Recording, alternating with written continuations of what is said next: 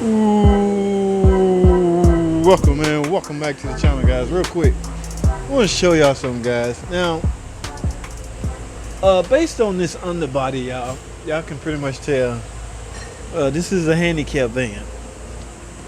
Okay. Oh man, a rusted out one too. Okay, but that's not what I'm tripping off of. I'm tripping off something I just saw.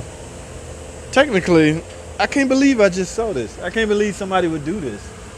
Now, I ain't here to put nobody on blast. I ain't here to snitch on nobody.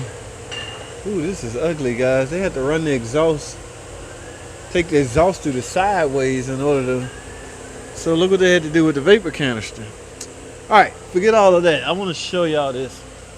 Now, you guys, y'all remember the van I did with the, I was doing the transmission and the cross member bolt broke.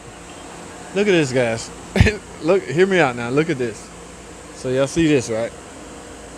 Now, we all know, everybody know the boat's supposed to go through there. But, y'all see that?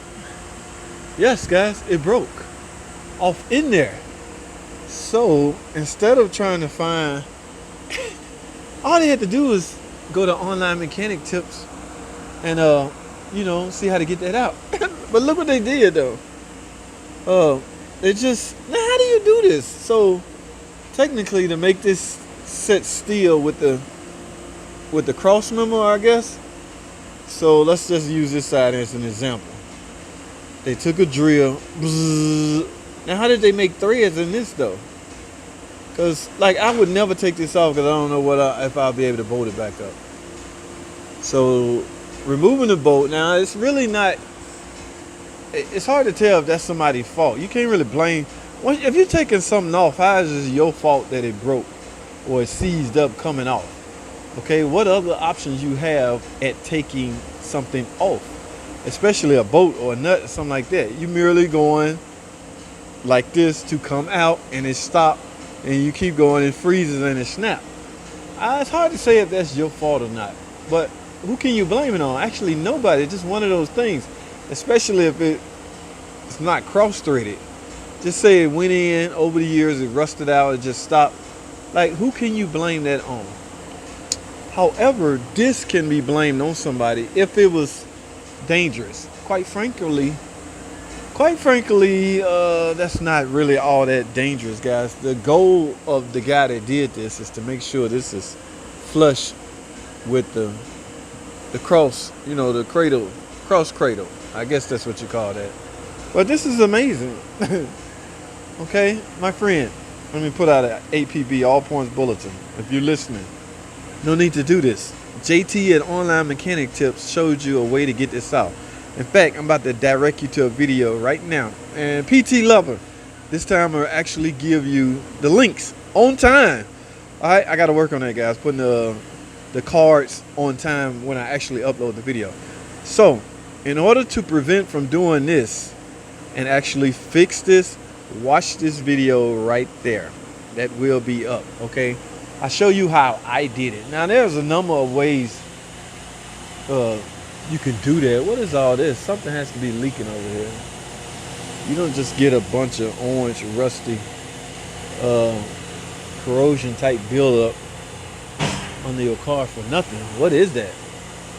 I don't know, guys, but this car is in for some craziness. Now, it's one of those deals where, they hear this their last stop. Somebody done put an engine and a freaking transmission in it. So they obviously have big plans for the handicap van. Only problem is they can't get the check engine light to go off and then pass emission. Now, why the check engine light is on? I got a code for a P. I can't remember the number, but it's 1202 sensor. Guys, technically, the first number represents the bank. Okay, so 1 likely indicate bank 1. Now, bank 1 is likely wherever cylinder 1 is at. That's a quick crash course on that. All right, bank 1 is wherever cylinder 1 is. Bank 2 is wherever cylinder 2 is. They have no choice to be across from each other. Okay, there's no need to name something bank 3 or bank 4 because bank 3 will likely be on the same side as bank 1. Go 1, 3, 5, 7 if it's a V8. Okay, so Now, I said what, O2 sensor 1, 2, problems with 1, 2. That is bank 1, 2 represent downstream after the cat. Now, if it was 1, 1, that would signify a problem with bank 1 upstream O2 sensor. 1 on the second number when you're dealing with O2 is typically whether it's upstream or downstream. In this case, what I say, 1, 2. So this is bank 1 downstream O2 sensor. Now, bank 1 on this Pentastar V6 engine happens to be in the rear. I know this by heart. I've done a million Pentastar. And the downstream happens to be right there. And what do you know, guys? Look at that. It is brand freaking new. Brand smacking new. Now, however, it looks like an aftermarket, but you can't always go by that.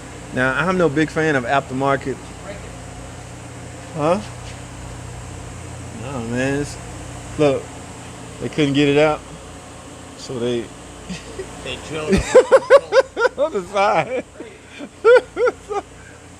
so, okay, we decided to have a little fun with that. There is 1, 2 O2 sensor. Remember, 2 is downstream.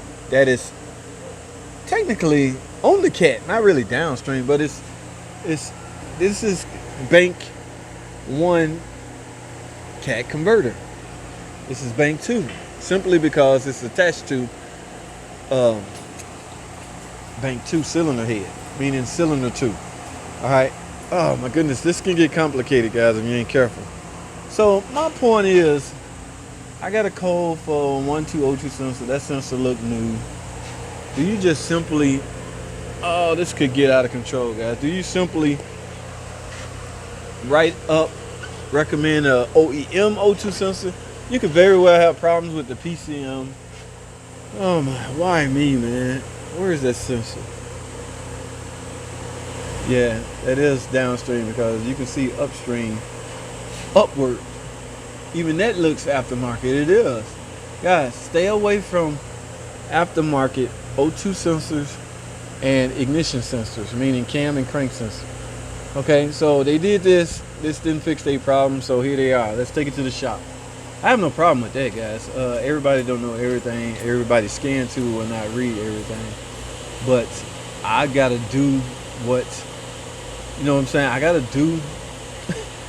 gotta do something they could have did. I'm gonna go in with O2 sensors and re-diagnose this car after I get OEM O2 sensors in it, guys. Stay away. I mean, I'm serious, guys. This stuff, for some reason, they're not compatible with this system. It's always the O2 sensors and the cam and the crank sensors.